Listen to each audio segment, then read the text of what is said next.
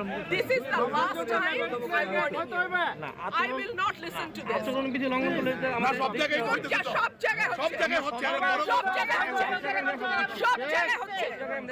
আপনি পারলে থামাই দেন। আজকে আমি ভদ্রতা করে থামাইছি, নেক্সট টাইম কিন্তু আপনাদেরকে বুড়া আঙ্গুল দেখায় আপনারা কিছু করতে পারেন না। এইরকম দেখায় আপনাদের খোঁজ নেন, প্রশাসনে বসে আছেন, খোঁজ নেন।